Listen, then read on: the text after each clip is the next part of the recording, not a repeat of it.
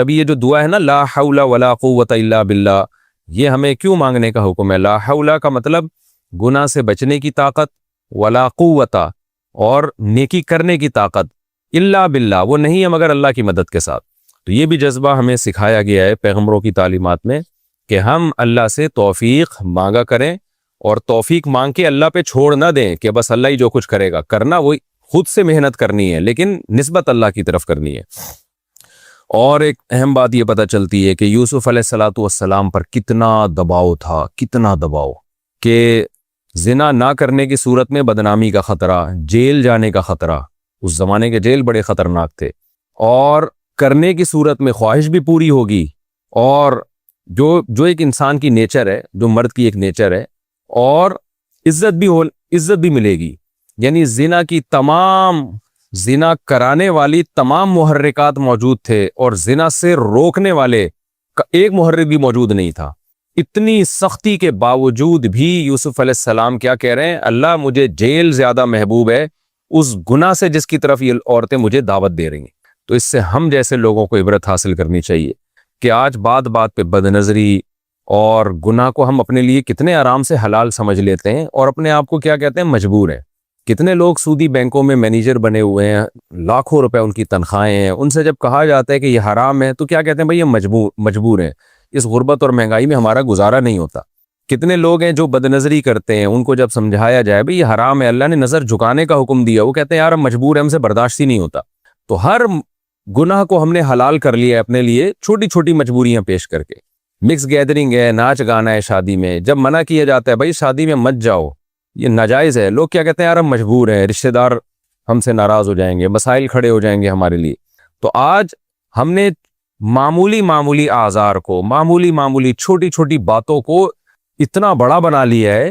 جیسے قرآن میں آتا ہے نا وَمِنَ النَّاسِ، لوگوں میں بعض ایسے ہیں سورہ عنکبوت میں کہ جو اللہ پر ایمان لے کر آتے ہیں اور جعل فتنۃ الناس کعذاب اللہ، اور جب ایمان اور عمل صالح پر ان کو تھوڑی سی آزمائش آتی ہے تو وہ اس کو اللہ کا عذاب سمجھنے لگتے ہیں، چھوٹی سی بات کو بھی رائی کا پہاڑ بنا دیتے ہیں وہ۔ تو اس لیے ہمیں یوسف علیہ السلام کے اس واقعے سے سبق حاصل کرنا چاہیے کہ یہ ہمارے آزار عند اللہ مقبول نہیں ہے۔ یوسف علیہ السلام سے زیادہ کوئی اس وقت معذور نہیں تھا کہ جب عزت جانے کا بھی خطرہ، اور جیل جانے کا خطرہ، اور ذہنی دباؤ اتنا، اور بھرپور جوانی ہے، اور پیغمبروں میں جو اللہ نے قوت رکھی ہوتی ہے وہ والی قوت ہے، ان تمام باتوں کے بارے میں اس کے سب کے باوجود وہ کہتے ہیں اللہ مجھے جیل زیادہ محبوب ہے۔ یہی ہمارا بھی جذبہ ہونا چاہیے، اور جب ہمارا گناہ سے بچنے کا یہ والا جذبہ ہوگا تو پھر حدیث میں آتا ہے رسول اللہ صلی اللہ علیہ وسلم نے فرمایا ذاق طعم الایمان من رضی باللہ ربا وبالاسلام دینا وبمحمد صلی اللہ علیہ وسلم نبیا، وہ شخص ایمان کی مٹھاس چکھ لے گا جو اس پر راضی ہو گیا کہ میرا رب اللہ ہے، میرے پیغمبر محمد صلی اللہ علیہ وسلم ہے، اور میرا مذہب اسلام ہے، اس پہ ڈٹ جائے بس وہ کہ اب میں جو اسلام کے حکام ہے اس سے آگے پیچھے نہیں ہوں گا۔ تو آپ نے فرمایا اس کو دنیا میں اسلام کی مٹھاس محسوس ہوگی، اور جو بیچ میں لٹکا ہوا زندگی گزارتا ہے کبھی ادھر کبھی ادھر، اس کو اسلام کی مٹھاس محسوس نہیں ہوتی۔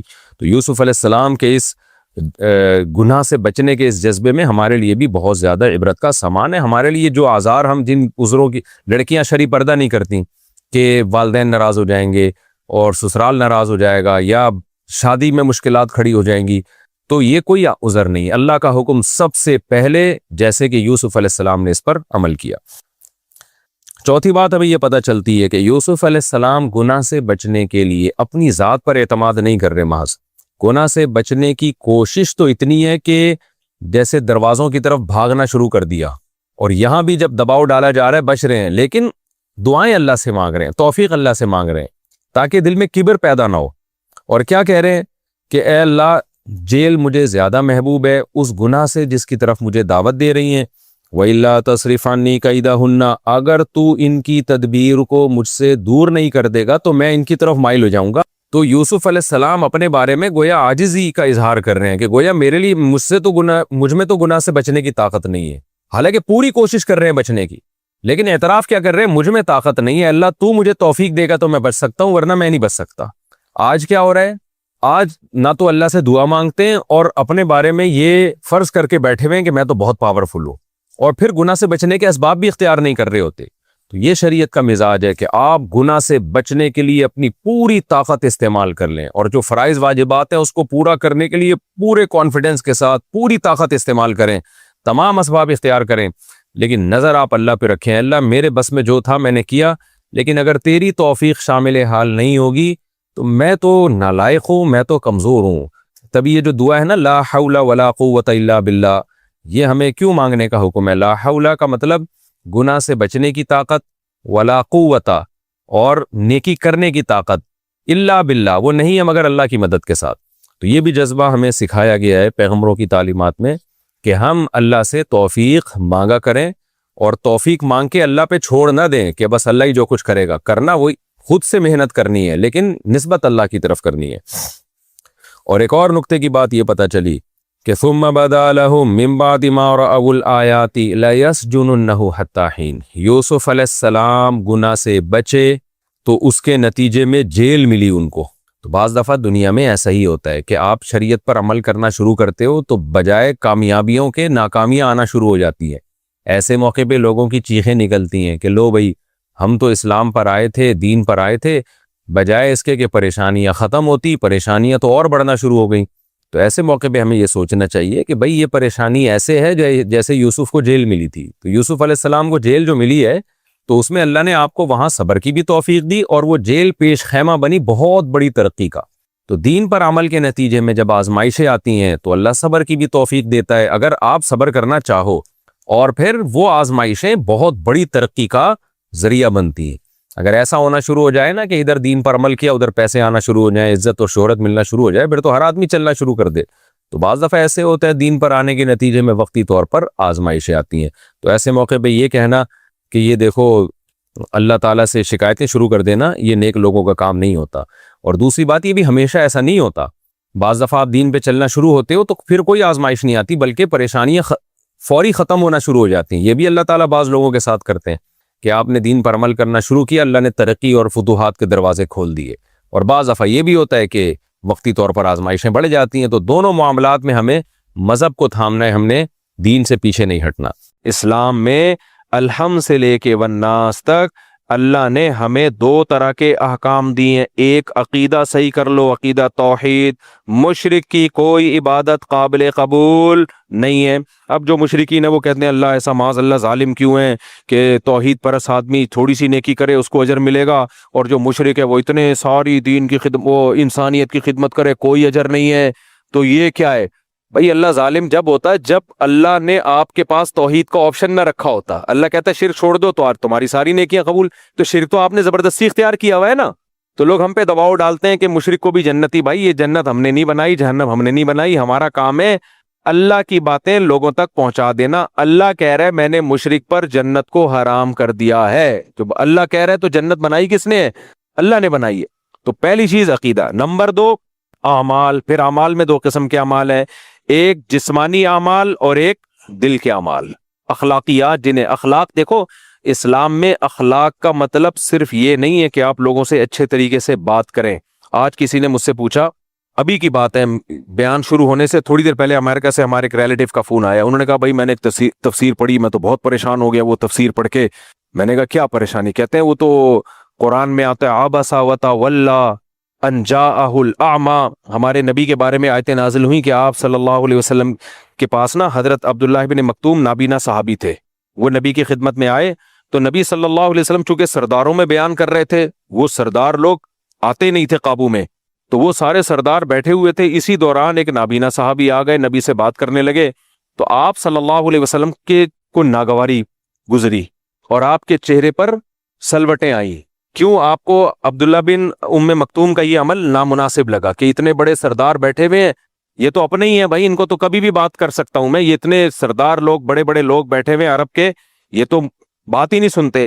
تو اس دوران عبداللہ بن مکتوم کیوں آ گئے؟ تو آپ صلی اللہ علیہ وسلم کو یہ اشکال ہوا، تو اس کی وجہ سے آپ صلی اللہ علیہ وسلم کے چہرے پہ لکیریں آئیں، سلوٹیں آئیں، اور آپ نے اپنے چہرے مبارک کو ایسے کر کے ناراضی سے پھیر لیا۔ تو قرآن میں نبی کو تنبیہ کی گئی کہ نا نا نا نا، یہ جو عرب کے سردار لوگ ہیں نا، یہ آپ کی بات سننا نہیں چاہتے، ان کو ہدایت حاصل کرنے کا شوق نہیں ہے۔ اور عبداللہ ابن ام مکتوم غریب بھی ہیں، نابینا بھی، لیکن بھاگتے ہوئے دوڑتے ہوئے آ رہے ہیں تو ٹھیک ہے، یہ سردار لوگوں پر محنت کرنے سے اسلام کو فائدہ تو ہوگا، کیونکہ سردار ایمان لے آئیں تو سب ایمان لے آتے ہیں، تو ان میں وجہ ترجیح یہ ہے کہ یہ سردار ہیں، ان کے ایمان لانے سے پوری قوم ایمان لانے کا امکان بڑھ جائے گا۔ اور عبداللہ ابن ام مکتوم سردار نہیں ہے، لیکن ایک دوسری چیز ہے، ان میں طلب نہیں ہے، اور ان میں کیا ہے، وہ سیکھنا چاہتے ہیں یا سیکھنا چاہتے نہیں ہیں۔ تو جو سیکھنا چاہتا ہے اس کو پہلے فوکس کیا جائے گا، جو سیکھنا نہیں چاہتا اس کو دوسرے نمبر پہ رکھا جائے گا۔ دیکھو، ایک شخص میرے پاس آتا ہے اور وہ مسئلہ پوچھنا چاہتا ہے، مفتی صاحب مجھے ایک مسئلہ پوچھنا ہے کہ نماز میں یہ غلطی ہو جائے تو نماز ہو جائے گی کہ نہیں ہو جائے گی۔ اس کو میں نہیں بتا رہا، اور اس کو بتا رہا ہوں جو پوچھ ہی نہیں رہا، اس کی نالج کو میں امپروو کر رہا ہوں، جبکہ وہ چاہتا ہی نہیں ہے، جبکہ وہ سیکھنا ہی نہیں چاہتا۔ یہ اتوار کا بیان ہے، لوگ آ رہے ہیں بیان سننے کے لیے، آ رہے ہیں یہاں بیٹھے ہوئے ہیں، اور میں آپ کے سامنے بیان نہیں کر رہا، میں چلا گیا ہوں پکڑ کے باہر لوگوں کو تبلیغ کر رہا ہوں، ادھر آ یار بات سن بھائی، اپنے اخلاق درست کر لے۔ وہ کہہ رہے یار میں سننا ہی نہیں چاہتا، کیوں نہیں یار تو سننا نہیں چاہتا، لیکن میں چاہتا ہوں تو سیدھے راستے پہ آ جائے۔ تو آپ لوگ کو، آپ پریشان ہو گے نا، آپ بولو گے یار ہم آئے ہیں سننے کے لیے اتنی دور دور سے، مفتی صاحب ادھر ہمیں سنا نہیں رہے ہیں، اور جو سننا نہیں چاہتا آپ اس کو سنا رہے ہیں۔ تو نبی کے پیش نظر تو حکمت یہ تھی کہ ٹھیک ہے یہ سننا نہیں چاہتے، لیکن یہ سیدھے راستے پہ آ گئے تو پورا مکہ ہدایت پہ آ جائے گا۔ لیکن اللہ نے کہا ٹھیک ہے یہ بھی ایک ترجیح ہے، اس بیس پہ بھی ترجیح دی جا سکتی ہے، لیکن اللہ کی نظر میں طلبگار کو بے طلبوں پہ ترجیح دی جائے گی۔ جس کے دل میں طلب ہے، جو سیکھنا چاہتا ہے اس کو پہلے نمبر پہ رکھیں، اور جو سیکھنا نہیں چاہتا اس کو اس کے بعد رکھیں۔ یہ تنبیہ کی اللہ تعالیٰ نے۔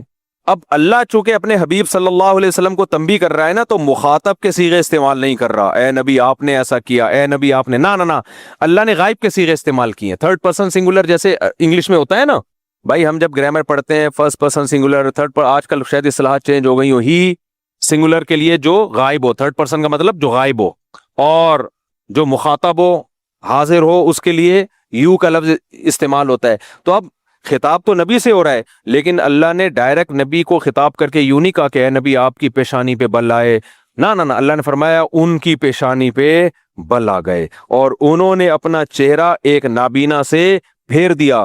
تو اللہ تنبیہ بھی کر رہے ہیں، لیکن نبی صلی اللہ علیہ وسلم سے محبت کا اظہار بھی کر رہے ہیں، کیونکہ محبوب کو ایسے ہی تک کی جاتی ہے۔ اب وہ مجھے کہنے لگے، جو ہمارے ریلیٹیو جنہوں نے امریکہ سے بھی تھوڑی دیر بیان سے پہلے انہی کا فون تھا، کہنے لگے بھائی ایک تفسیر میں لکھا ہوا ہے یہ تو غلط ہے، یہ نبی کے بارے میں نہیں ہے، قرآن کی یہ آیتیں بالکل نبی کے بارے میں نہیں ہے، یہ تو فلاں معاذ اللہ فلاں کافر کے بارے میں ہے، کیونکہ نبی کے بارے میں تو قرآن کہتا ہے انک لعلی خلق عظیم، اے نبی آپ کے اخلاق سب سے اوپر۔ تو جب نبی کے اخلاق اوپر ہے تو نبی کے چہرے پہ بل کیسے آ سکتے ہیں؟ نبی صلی اللہ علیہ وسلم کسی سے اپنا چہرہ پھیر کیسے سکتے ہیں؟ تو میں نے ان کو کہا، میں نے کہا بھائی یہ اخلاق کے منافی نہیں ہے، یہ چیز جو بہت با اخلاق ہوتے ہیں ان کو بھی کبھی غصہ بھی آ سکتا ہے، کسی بات پہ ان کو ناگواری بھی ہو سکتی ہے، آپ کے نظر میں اخلاق کی ڈیفینیشن ہی غلط ہے، تو اس کی بیس پہ تفسیر ہی پوری چینج کر دی۔ بھائی یہ کیا بات ہوئی یار، یہ تو سارے مفسرین حدیث سے یہ ثابت ہے، یہ نبی مراد ہے اس سے۔ تو انک لعلی خلق عظیم کا مطلب یہ نہیں ہے کہ آپ کبھی غضبناک نہیں ہو سکتے، آپ کبھی کسی سے چہرہ نہیں پھیر سکتے، یہ اخلاق کا تو ہمارا بنایا ہوا تصور ہے۔ ہمارے نبی تو میدان جنگ میں تلوار لے کے بھی نکلے کہ نہیں نکلے ہیں بھائی؟ آپ تو میدان جنگ میں تلوار لے کے بھی نکلے، لڑائی کی ہے آپ نے میدان جنگ میں، اور آپ صلی اللہ علیہ وسلم نے شرعی حدود بھی نافذ کی ہیں، آپ غضبناک بھی ہوئے ہیں، آپ کے چہرہ انور غصے سے سرخ ہو جایا کرتا تھا جب آپ صلی اللہ علیہ وسلم کو غضب آتا، صحابی کہتے ہیں ایسا لگتا جیسے انار کے دانے نچوڑ دیے گئے ہوں۔ کسی نے آ کے آپ صلی اللہ علیہ وسلم پر اعتراض کیا نا کہ آپ نے معاذ اللہ ایک خارجی تھا، اس نے کہا آپ نے جو ہے وہ عدل نہیں کیا اس دفعہ مال غنیمت میں، تو آپ صلی اللہ علیہ وسلم کا چہرہ غضبناک، اور آپ نے فرمایا اگر پیغمبر عدل نہیں کرے تو کون عدل کرے گا بتاؤ؟ یعنی ایک طرف مجھے پیغمبر بھی کہہ رہے ہو، تو اس لیے اخلاق اپنے درست کرنے کا جو قرآن جس اخلاق کو فوکس کر رہا ہے وہ اخلاق جو اسلام نے سکھائے ہیں، اس میں غصے کے وقت غصہ، مسکراہٹ کے وقت مسکراہٹ۔ نبی نے فرمایا نا بچہ جب 7 سال کا ہو جائے نماز کا حکم دو، 10 سال میں بھی نہ پڑھے تو کیا مسکراؤ؟ نہ پھر اس پہ سختی کرو۔ تو ایسے موقع پہ باپ کا ڈانٹنا، چیخنا، چلانا، کوئی دیکھ لے بولے لو بھائی مفتی طارق مسعود کو تو ہم سمجھتے تھے بڑے با اخلاق اور ہر وقت اخلاق پہ رپورٹیں پیش کر رہے ہوتے ہیں اور لطیفے سنا کے ہنسا رہے ہوتے ہیں، آج تو دیکھو تیری ایسی کی چنگیز خان بنے ہوئے، یہ تو یہ کیسے اخلاق ہیں، چیخ رہے ہیں۔ بھائی اس وقت نہ چیخنا کیا ہے جب اللہ کی حدود کی پامالی کی جا رہی ہو, توڑے جا رہے ہیں اللہ کے حدود کو. ہاں یہ نہیں کہ بلا وجہ کہ ہر وقت چنگیز خان بنا رہے. حدیث میں آتا ہے نبی جب گھر میں داخل ہوتے تھے مسکراتے چہرے کے ساتھ. آج کچھ لوگ گھر میں داخل باہر گٹر کے ڈھکن پہ بیٹھ کے لڑکوں لونے لپاڑوں کے ساتھ ہاں یہ ہنس رہے ہیں. گھر میں داخل ہوتے ہی بچے سہمنا شروع, بیگم بھی پریشان کیونکہ اس کو ایسا لگتا ہے چنگیز خان نے بغداد پہ دوبارہ اٹیک کر دیا ہے. تو یہ غلط ہے. لیکن کبھی کبھار جب آپ کو پتا ہے کہ ایک چیز غلط ہو رہی ہے اور میرے سختی کرنے سے وہ ٹھیک ہو سکتی ہے, تو ایسے موقع پہ سختی کرنا, غصہ کرنا یہ بد اخلاقی نہیں ہے بلکہ کیا ہے, اخلاق. بعض لوگ غیرت لیس ہوتے ہیں, ان کو غصہ ہی نہیں آ رہا ہوتا کسی بات پہ. جلدی سے بات کو سمیٹتا ہوں. اخلاق اپنے درست کرنا یہ باطنی عمل ہے. اخلاقیات میں کیا ہے, حسد نہ ہو. اب اس کو تو لوگ اخلاق سمجھتے ہی نہیں ہے. کسی اور کی ترقی کو دیکھ کے آپ جل رہے ہو, کڑ رہے ہو, ٹینشن میں آ رہے ہو, یہ کیا ہو رہا ہے, تو اس کا مطلب آپ کے اخلاق اچھے بولو نہیں, ابھی آپ ٹھیک نہیں ہوئے ہو, ابھی آپ ٹھیک نہیں ہوا. دیکھنے میں آپ نماز پڑھ رہے ہوگے, تہجد پڑھ رہے ہوگے, اللہ کے سامنے دعائیں مانگ رہے ہوگے, عمرے کر رہے ہوگے, بڑا بانور چہرہ ہوگا, آپ کی خوبصورت داڑھی ہوگی, بغیر کریم کے ایسا لگ رہا ہوگا کریمیں لگائی ہوئی ہیں آپ نے, اور خوشبوئیں میں گھوم رہے ہوگے, ہر نائس ٹو میٹ یو, اور بڑے اچھے اخلاق سے بات کر رہے ہوگے.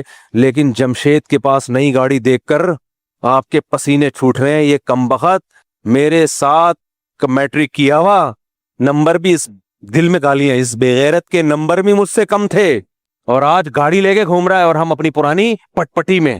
تو یہ اخلاق ہے؟ یہ دل کی حالت کون جانتا ہے؟ اللہ جانتا ہے. اس کا مطلب آپ با اخلاق اندر سے ہوتا ہے بھائی. نبی نے فرمایا نا, الا ان فی الجسد مضغہ اذا صلحت صلح الجسد کلو.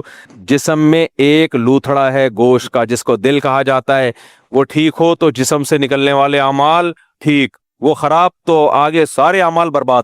کیونکہ جب انسان کو جس سے حسد ہو تو پھر آدمی بلا وجہ اس کو نقصان پہنچانے کی کوشش میں لگا رہتا ہے, اس کی جائز تعریف بھی برداشت نہیں ہوتی. سیاسی لیڈروں میں یہی تو ہوتا ہے. کبھی آپ نے دیکھا کوئی سیاسی لیڈر جو اپوزیشن, آپ حکومت میں ہو, کوئی دوسرا اپوزیشن میں ہے, آپ کسی سیاسی لیڈر کی جائز تعریف کسی دوسرے کے سامنے کر کے دکھا تو دو جو جائز تعریف ہو. نا ویسی اس نے یہ ابے بیوقوف بنانے کے لیے کر رہا تھا وہ. آپ کو جب کسی سے بوجھ ہو جاتا ہے نا تو اس کے ہر اچھے کام میں کیڑے نکالے جاتے ہیں. اب یہ کیا بتاؤں یار, میرے پاس ایک صاحب آئے, مجھے کہنے لگے تو حکومت کے چند پالیسیوں کے بارے میں نا, تو میں نے کہا یہ والی پالیسی بہت اچھی ہے, باقی تو میں حکومت سے بہت ساری چیزوں میں اختلاف کرتا ہوں, یہ کام خاندانی ہو رہا ہے. اور پھر میں نے اس کے ثبوت پیش کیے. میں نے کہا دیکھو یہ ہو گیا. کہتے ہیں اصل میں یہ کام تو کیے لیکن یہ صرف حکومت نے لوگوں کو بیوقوف بنانے کے لیے کیے. تو میں نے کہا یار اللہ کے بندے ہو, اگر کوئی اچھا کام کر رہا ہے, حالانکہ مجھ سے بڑا کوئی تنقید کرنے والا شاید کبھی خوشبو لگا کے آئے نا, تو جو تنقیدی کام ہے ممبر پہ بیان کرنے کے نہیں ہوتے, نجی محفلوں میں تو آدمی سب کچھ بولتا ہے. تو میں نے کہا یہ والا کام ٹائٹ کر دیا. کہہ رہے نہیں, اصل میں یہ کام ٹائٹ کیا لوگوں کو بیوقوف بنانے کے لیے تاکہ لوگ سمجھیں کہ ہم اچھے ہیں. میں نے کہا یار یہی اگر تمہارا لیڈر کر رہا ہوتا تو یہ تعویل کرتے کہ بیوقوف بنانے کے لیے. اپنے والے کے بارے میں جتنی باتیں وہ سب اخلاص پر مبنی تھیں, دل کی عطا گہرائیوں سے اس نے قوم کی خدمت کی. اور مخالف پارٹی میں کوئی اچھا کام ہے تو پبلک کو یا تو واضح قرائن ہو تو سب ٹھیک ہے مان لیں گے. تو یہ ہر جگہ ہی چل رہا ہے میرے بھائی. وہ ایک میں اکثر واقعہ سناتا ہوں, ایک خاتون سے ایک پڑوسن ملنے کے لیے آئی, بہن تمہاری بیٹی کی شادی ہوئی ہے, داماد کیسا ملا تمہیں. یہ چل رہا ہے سیاسی لیڈروں میں آج کل, بالکل یہ صحیح عکاسی کی ہے سوسائٹی کی. بیٹا تمہیں باجی یا بہن تمہیں داماد کیسا ملا. اتنا اچھا داماد ہے بہن, کیا بتاؤں, میری بیٹی 12 بجے تک پڑی ہوئی سوتی رہتی ہے, کچھ بھی نہیں کہتا اس کو. اب تو کراچی میں سب ہی 12 بجے تک الحمدللہ, لطیفہ ہی کینسل ہو گیا. آپ کراچی والے کہیں گے تو صحیح ہے نا, 12 بجے صبح اڑی جاتی ہے. لوگ تو 2 بجے کراچی میں اٹھ کے ناشتہ کر رہے ہیں. ہمارے ایک دوست کو میں نے فون کیا دوپہر 2 بجے, میں نے کہا آ جاؤ, جانا کہہ رہے میں بھی ناشتہ کر رہا ہوں. میں نے کہا جلدی نہیں ہو گیا کچھ, اتنی جلدی ناشتہ؟ ڈاکٹر صحت کے خلاف ہے بھائی, تھوڑا لیٹ کرنا چاہیے ناشتہ. تو 12 بجے تک میری بیٹی سو کے اٹھتی ہے, میرا داماد اس کو کچھ بھی, بالکل اس کی مرضی کی لائف دی ہوئی ہے اس نے. اچھا بہن تمہیں بہو بھی ملی ہے, سنا ہے اسی دن تمہارے بیٹے کی بھی شادی تھی, بہو کیسی ہے؟ سی کمبخت 12 بجے سے پہلے اٹھتی نہیں ہے سو کے, منوس 12 بجے تک پڑی رہتی ہے. اور میرا بیٹا بھی جورو کا غلام بن چکا ہے, اسی کے چرنوں میں بیٹھا رہتا ہے. میں کہتا ہوں اس کو اٹھائے, 12 بج گئے. آپ اس کو لطیفہ سمجھ رہے ہو, لیکن ہم سب کی زندگیاں اسی اصول پہ گزرتی ہیں, سمجھتے ہو؟ جس سے دشمنی اس کی ہر اچھائی بری, جس سے دوستی اس کی ہر برائی اچھی. تو یہ خرابی باہر کی نہیں ہے, یہ اصل میں ٹیکنیکل فالٹ کہاں کا ہے؟ گاڑی میں آواز آ رہی ہوتی ہے نا, آپ کوئی بیوقوف آواز کو بند کرنے کی کوشش کرے تو ایسے الارم, آپ گھڑی کا الارم بج رہا ہو اور آپ الارم کے اوپر بیٹھ جاؤ, الارم بند ہوگا؟ تکیہ رکھ دو, بند ہوگا بھائی, اس کا بٹن آف کرنا پڑے گا, جہاں سے بج رہے وہاں سے ٹھیک کرو اس کو. تو ایسے ہی میرے بھائی یہ جو برائیاں ہو رہی ہیں نا, وہ والا اس کی ہر اچھائی بھی بری اور اس کی ہر برائی بھی, اپنے والے کی ہر برائی بھی اچھی, یہ اندر کا ٹیکنیکل فالٹ ہے. اب گاڑی بج رہی ہے تو میکینک کیا کہتا ہے, بھائی آواز آ کہاں سے رہی ہے؟ اب میکینک نے کیا, بج رہی ہے تو آپ کیا کرو, بجائے اس کی آواز ہے نا, آواز وہ آپ کے کانوں میں اس نے وہ لگا دیا, اب نہیں بج رہی. چیک کریں, کیا کہتے ہیں, ایئرپورٹ کہتے ہیں اس کو میرا خیال ہے. میں جب سوتا ہوں نا, آپ عجیب میرے سونے کا منظر ہے, میرے ساتھ دوست بہت حیران ہوتے ہیں. میں 2 پنکھے چلاتا ہوں سونے سے پہلے. کینیڈا سے میں ایک مشین لے کر آیا. ہوتا یہ تھا کہ کینیڈا وغیرہ تو سرد ممالک ہیں, جاپان بھی ٹھنڈا ملک ہے, پنکھے نہیں چل رہے ہوتے. اب پنکھے نہ چلنے سے ہوتا یہ ہے کہ ہم جب سو رہے ہیں تو آواز آ رہی ہے. اب میرے ساتھ دوست سو رہا ہے, اس کو خراٹے لے رہا ہے. اب میں اگر میزبان سے بولوں مجھے الگ کمرہ لے کے دو, ان کا خرچہ بلا وجہ کا ڈبل. 2 بندے ہیں تو یار ایک ادھر سوئے گا ایک ادھر سوئے گا, اس بیڈ پہ سوئے گا, وہ خراٹے لے رہا ہے. اتنی بڑی ٹینشن میرے لیے سفروں میں, کوئی خراٹے لے رہا ہے, کوئی دیر سے سو رہا ہے, اس کو نیند نہیں آ رہی. جاپان میں جن کے گھر میں ٹھہرا تھا ان کو میں نے کہا ہوٹل چھوڑو یار, آپ کے گھر میں یہ کمرہ دے دو. اب میں وہاں آؤں تو ان کے بچوں کی آواز, تو مجھے نیند ہی نہیں آ رہی, میرے ساتھ مسائل کھڑے ہو گئے. اس کا ایک ٹیکنیکل حل نکالا میں نے. پھر ہم سفر میں اکٹھے گئے, ہمارے کچھ دوست تھے کے پی کے وغیرہ 2-4 سال پہلے, تو ہمارے ایک پٹھان دوست ہے, میرے بڑے جگری دوست ہیں, انہوں نے مجھے حل بتایا. میں نے کہا کیا حل ہے؟ انہوں نے کہا کہ یوٹیوب پہ پنکھا چلانے کی ویڈیو لگا دو. میں جہاں جاتا تھا نا تیز پنکھا چلاتا تھا, سردی ہے تو کمبل لے کے سو جاتا تھا, پنکھے کی آواز میں بہت ساری آوازیں دب جاتی ہیں. تو میں نے کہا اب یہاں تو پنکھا بھی نہیں ہے. انہوں نے کہا یوٹیوب پہ پنکھا چلاؤ. تو یوٹیوب پہ میں گیا تو بہت سارے پنکھوں کی آوازیں, بالکل وہی آواز ہوتی ہے جو ہمارے پنکھے کی. میں نے کہا یار دماغ تو یہ کہے گا کہ یہ اوریجنل نہیں ہے پنکھا, مجھے پنکھے میں اچھی نیند آتی ہے. کچھ لوگوں کو پنکھے کے ساؤنڈ سے محبت ہوتی ہے, ان میں بھی ہوں. رنگ رنگ رنگ رنگ رنگ چل رہا ہوتا ہے نا, بڑا مزہ آتا ہے یار. اور پنکھا جتنا پرانا ہو نا اتنی اچھی نیند آتی ہے, کیونکہ رنگ رنگ رنگ رنگ رنگ ایسے چل رہا ہوتا ہے. ایک جگہ تو میں گاؤں میں بیٹھا ہوا تھا, انہوں نے ایک پیڈسٹل فین لا کے رکھا, مجھے لگ رہا تھا ان کی نانی کی جہیز کا ہے یہ, کسی کو کیا پتا کس کی بات ہو رہی ہے, غیبت نہیں ہوا, پرانا سا پنکھا نا. میں اس کے نیچے, مجھے لگا کہ یہ گر جائے گا. وہ پیڈسٹل فین نہیں ہوتے ڈنڈے والے, اور وہ یوں ہل بھی رہا ہے. میں نے کہا بھائی یہ گرے گا. وہ کہہ رہے نہیں گرے گا, یہ ہماری بہت پرانا ہے. میں نے کہا یہ بتا رہا ہے کہ میں گرنے والا ہوں, اور آپ حیران ہو گئے گر گیا. تو شکر ہے میں نیچے قریب میں لیٹا ہوا نہیں تھا, میں بھی بات کر رہا ہوں اور وہ گر گیا. تو لیکن وہ رنگ رنگ کے اپنا ایک بالکل, اگر خاموشی ہو نا نیند نہیں آتی انسان کو اس میں. میری ہے, ہر آدمی کا اپنا اصول ہوتا ہے. ٹرین میں کتنی اچھی نیند آتی ہے, ٹھکا ٹھک ٹھکا ٹھک ٹھک, اسی کو آدمی عادی ہو جاتا ہے نا, ٹھکا ٹھک سن کے. جہاز میں کتنا شور ہوتا ہے لیکن لوگ سو رہے ہوتے ہیں. شور اگر کنٹینیوسلی ایک ہی فریکوینسی کے ساتھ ہو نا تو وہ لوری بن جاتا ہے, وہ پھر شور نہیں رہتا. ہاں ایک دم سے کوئی چھینک رہا ہے آ کر کے, اور کوئی ناک صاف کر رہا ہے, کوئی خراٹ, پھر نہیں نیند آتی انسان کو. تو جو میرے دوست تھے خراٹے والے, ان کو بھی میں کہتا تھا کنٹینیوسلی اگر ایک ہی فریکوینسی کے ساتھ آپ خراٹے لو نا تو میں سو جاؤں گا, لیکن تمہاری فریکوینسی کیا ہوتی ہے یار, تھوڑی دیر کے بعد چینج. کبھی ناک سے آواز نکال رہے ہو وہ الگ فریکوینسی کے ساتھ ایک دم گلے میں آ جاؤ گے, اندر جانے کی فریکوینسی الگ ہے, باہر نکالنے کی الگ ہے. تو یہ نہیں ہوتا بھائی, یہ برداشت نہیں ہو رہا. ایک فریکوینسی کے ساتھ اگر کنٹینیوسلی خراٹے لو, پھر چپ نہیں ہونا, پھر چپ ہو کے دوبارہ خراٹے مارو گے, پھر نیند خراب ہوگی. لیکن وہ اس پہ عمل نہیں کرتے, اس لیے تو اس کا بہترین حل میں نے سوچا. تو مجھے ہمارے دوست نے بولا یار پنکھا یوٹیوب پہ لگا لو. یوٹیوب پہ نا بارشوں کی آوازیں بھی ہیں, پنکھے کی آوازیں بھی ہیں, بہت ساری آوازیں, جو پسند ہو وہ لگا کے سو جاؤ آپ. تو وہ مجھے بڑی زبردست چیز مل گئی. تو میں یوٹیوب پہ زور سے پنکھا لگا کے نا, پنکھے کی آواز. اس میں ہوتا ہے شروع میں تو آدمی کو لگتا ہے فیک ہے, تھوڑی دیر میں آدمی بھول جاتا ہے اور وہ یہی سمجھتا ہے کہ یہ پنکھا ہی چل رہا ہے. تو مجھے بڑی زبردست چیز ہاتھ میں آ گئی. تو اب میں جب کینیڈا گیا, ہمارے ایک دوست ہیں, انہوں نے کہا کہ مفتی صاحب یہاں تو باقاعدہ ایسی مشینیں ملتی ہیں پنکھے کی آوازوں کی, کیونکہ موبائل میں تو کبھی چل رہا ہے, پھر موبائل کی بیٹری. تو انہوں نے مجھے مشینیں دی. میں نے کہا مجھے 5 مشینیں چاہیے, کیونکہ چاروں گھروں میں ایک ایک رکھوں گا اور ایک اپنے ساتھ کبھی سفر میں. تو 5 مشینیں انہوں نے میرے لیے ارینج کی. تو اب وہ میں گھر میں لگاتا ہوں, وہ لگایا سوئچ اور पंखा जोर से चलना शुरू। पंखे की आवाज चेंज करना चाहते हैं तो उसमें ऑप्शन है। अगर आप चाहते हैं बारिश की आवाज लगाएं, तेज बारिश हो रही है वो लगा दें आप। उसका फायदा क्या होता है? इतनी लंबी मैंने आपको कथा सुना दी। एक तो इसलिए कि अगर किसी को ये मसला मेरी तरह है तो वही इस ऑप्शन को इस्तेमाल कर सकते। उससे फायदा ये होता है बच्चों के शो। आज क्या हुआ, आज मैं जो रात को मैं नहीं सोया, ना फजर के बाद भी बहुत कम सोया, आज मैंने बयान करना था, मैं जाग जाग के मेरी खोपड़ी बिल्कुल आउट, और मैंने कहा मुझे लाजमी 1.5 से 2 घंटे की नींद चाहिए वरना मैं बयान नहीं कर पाऊंगा, ना हो जाएगा बयान का।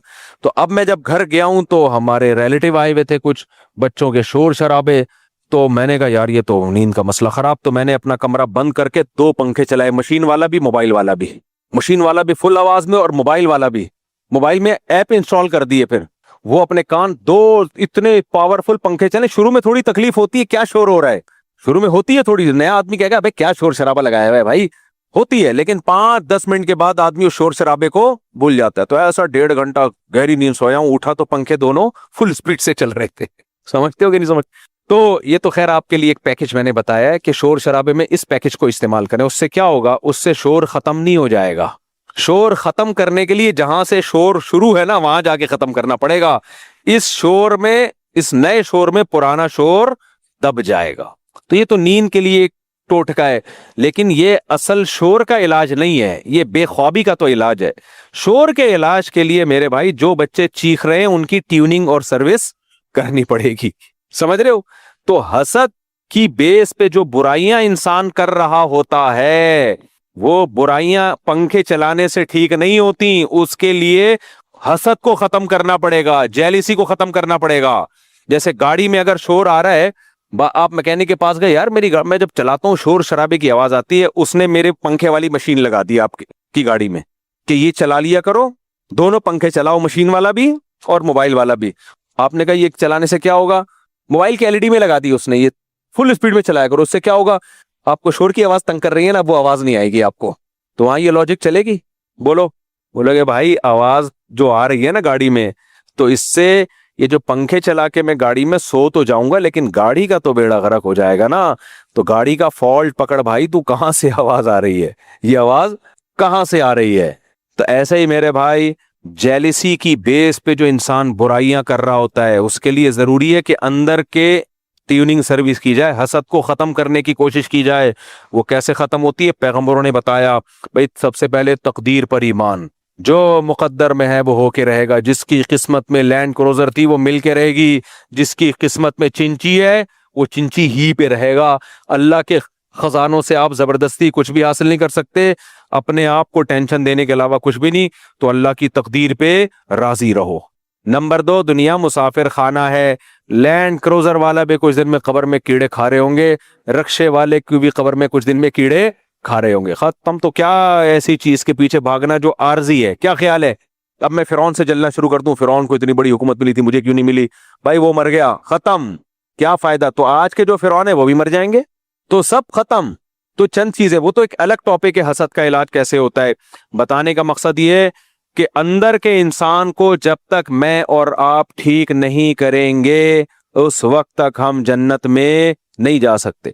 देखो, कोई किसी को हसद की इलाज की कोशिश कर रहा है, फिर भी हसद खत्म नहीं हो रहा, लेकिन वो जिससे हसद हो रही है ना, उस हसद हो रहा है उसको नुकसान नहीं पहुंचाता, सब्र करता है, तो भी जन्नत में चला जाएगा। बाज दफा ये होता है कि आपको अपने किसी दोस्त की कामयाबी का सुन के जलने लगे आप, लेकिन आपको एहसास हो गया कि यार ये गलत हो रहा है, मुझे जलना नहीं चाहिए, एहसास हो गया, और आपने उसको कोई नुकसान नहीं पहुंचाया, तो भी ये अल्लाह की रहमत है कि जो चीज इख्तियार में ना होना, अल्लाह उस पर गुनाह नहीं देता, सजा नहीं देता। तो आप क़यामत के दिन अल्लाह आपसे ये नहीं कहेगा तू जला क्यों, आप कहोगे अल्लाह जला तो था लेकिन मैं इस जलने पे निदामत थी, मुझे खुद बू आ रही थी अपने अंदर से जलने की, दूसरे को बू आए ना आए मुझे खुद आ रही थी। तो अगर आपको अपनी बुराई का एहसास भी हो गया तो अल्लाह की रहमत इतनी बड़ी, अल्लाह उस पर भी बख्श देगा। चल भाई तुझे एहसास तो था ना। तो इसलिए उलमा ने लिखा है कि हसद अगर किसी से पैदा हो रहा है लेकिन आप उसके तकाजे पे अमल नहीं कर रहे, आप अपने आप को ब्रेक लगा के रखते हो, तो इस पे अजर मिलता है उल्टा कि आपने मुजाहिदा किया नफ्स के खिलाफ, क्योंकि जो आपके बस में था वो आपने कर लिया। और जो अब जब ऐसा करेंगे तो आहिस्ता आहिस्ता हसद ही खत्म हो जाएगा। तो अखलाक को दुरुस्त करना जरूरी है। तो अखलाक में मुस्कुरा के बात करना भी है, दिल भी है, दिल में दुनिया की मोहब्बत ना हो, दुनिया को मुसाफिर खाना समझे, तकब्बुर ना हो, खुद पसंदी ना हो। खुद पसंदी क्या होती है? اب بتاؤ یہ چیزیں ہماری سوسائٹی میں ہیں نہ؟ چند رسومات ہیں ان کو مذہب سمجھ لیا ہے. یہ تو اسلام تو اندر سے ٹھیک کرتا ہے آپ کو، حسد ختم کرے گا آپ کی. پھر خود پسندی، تکبر اور خود پسندی، یہ دو بڑی خطرناک بیماریاں. خود پسندی کیا ہے؟ اتنے ہے نہیں جتنا سمجھنا شروع کر دیا. اتنے ہے نہیں، اس کو عربی میں کہتے ہیں عجب. اپنے آپ کو سمجھ رہے ہیں پتہ نہیں میں کیا چیز ہوں بھائی. کچھ لوگ اس خود پسندی میں ہوتے ہیں. اس کا نقصان کیا ہوتا ہے کہ پھر سامنے والا اس لیول کی رسپیکٹ ان کو دیتا نہیں ہے تو یہ ٹینشن میں جاتے ہیں، سمجھتے ہیں میں تو اس لیول کا ہوں. اب 11ویں اسکیل کا آدمی اپنے آپ کو 22ویں گریڈ کا سمجھنا شروع کر دے تو ٹینشن میں جائے گا کہ نہیں جائے گا؟ لوگ تو اس کو 22 گریڈ والا پروٹوکول نہیں دیں گے، لیکن اس کو نہیں ملے گا تو وہ ٹینشن میں. تو اس کا علاج کیا ہوگا؟ جتنے اسکیل ہیں اس کو بتایا جائے تیرے اتنے ہیں. یہ والا اگر تجھے پروٹوکول نہیں ملتا نا تو تیرا غصہ ٹھیک ہے، لیکن 22ویں والا نہیں ملے گا میرے بھائی. ایک ڈاکٹر ہے انڈیا کا، وہ بڑی دلچسپ باتیں کرتا ہے. وہ کہتا ہے جو جم جانے والے لوگ ہیں نا وہ بوڑھے نہیں ہوتے. وہاں اس کی جم سے مراد ہے جو غیر ضروری، آپ کا دیکھو نا جم میں جو یہ اتنے اسپیڈ بریکر بنا رہے ہوتے ہیں، یہ واقعی صحت کے لیے نقصان دہ ہے. کیونکہ آپ کا وزن جب بہت زیادہ بڑھ جاتا ہے، بے شک وہ ماس کا وزن ہو، وہ گوشت کا وزن ہو، تو بھی ہڈیاں اتنا بوجھ اٹھاتی ہیں تو اس کا نقصان ہوتا ہے. تو باڈی کا ویٹ مینٹین ہی رکھنا چاہیے، چاہے فیٹ ہو یا گوشت ہو. تو ویٹ بہت زیادہ بڑھنا بہرحال صحت کے لیے نقصان دہ. تو اس نے بڑی زبردست بات کی. اس نے کہ جو جاتے ہیں نا جم میں یہ بوڑھے نہیں ہوتے. سامنے والے نے پوچھا زبردست یار بوڑھے نہیں ہوتے؟ اس نے کہا وجہ اس کی کہ جوانی میں ہی ٹپک جاتے ہیں یہ جوانی میں ہی. حقیقت ہے، بہت سے ایسے ہیں تھوڑے دنوں میں وہ ٹہل جاتے ہیں وہ.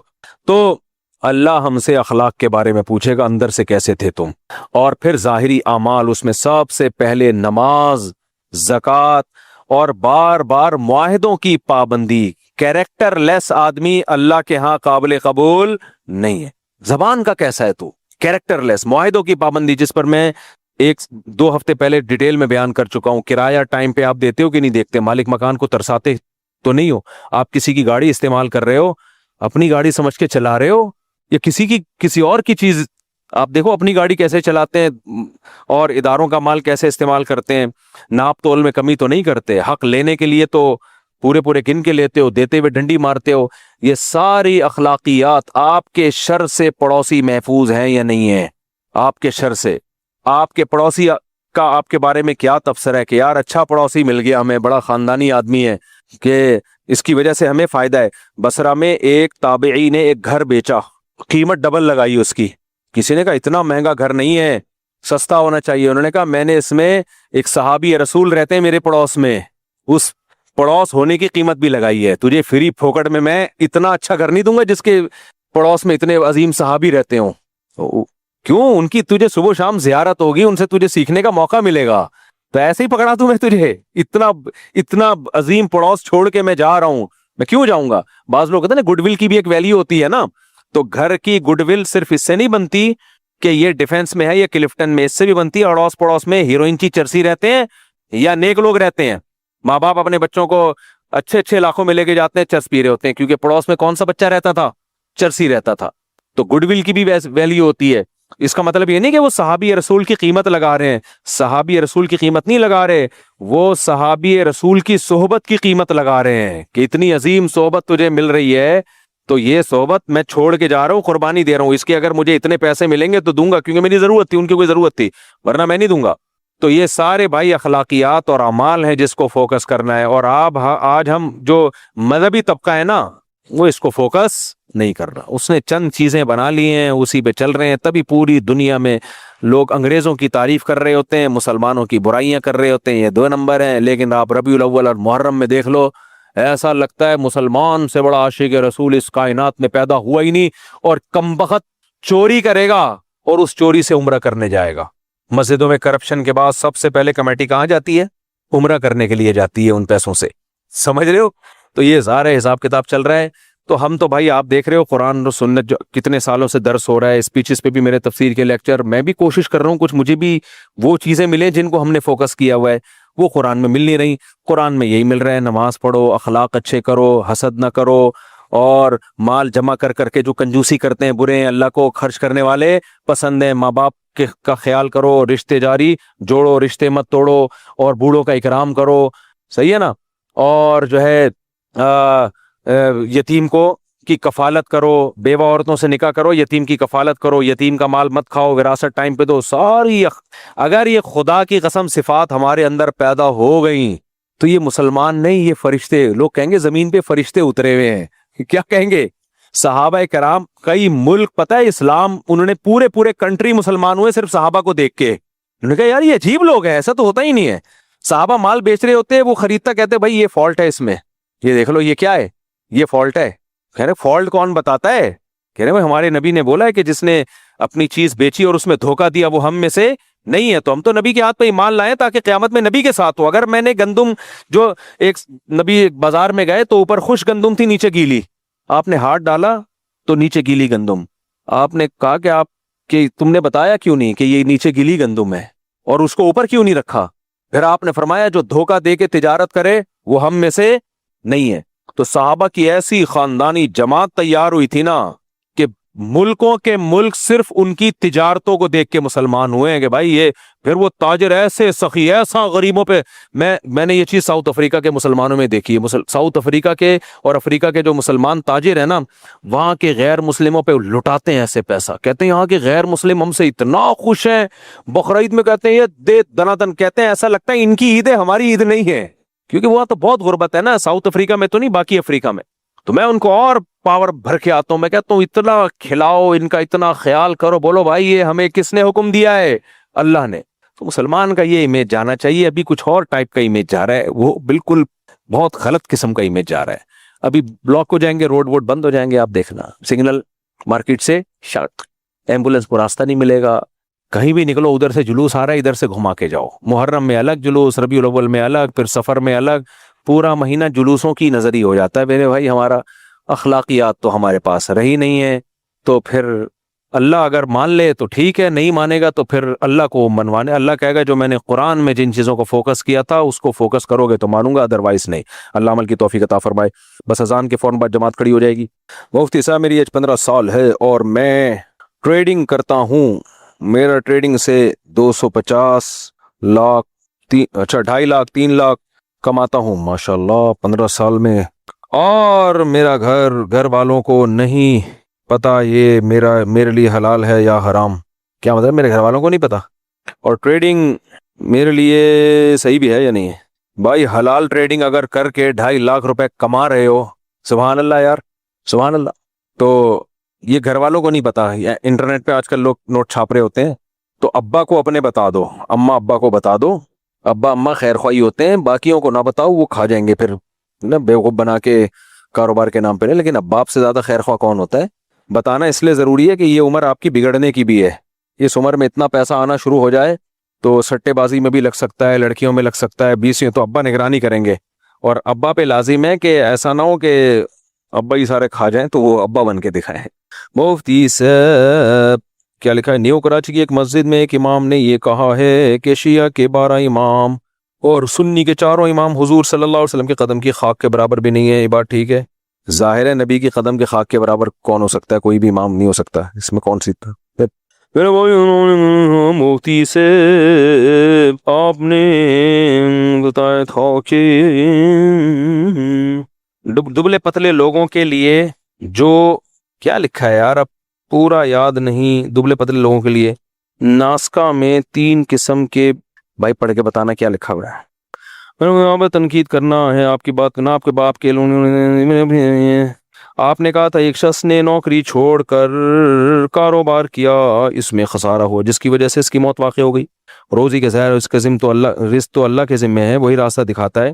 ہمیں رزق کی کوشش تو کرنی چاہیے نا، کیونکہ نفع ہو یا نقصان، نوکری چھوٹ جانا یا وغیرہ وغیرہ. اگر انسان، میں سمجھ گیا ان کا سوال کیا ہے.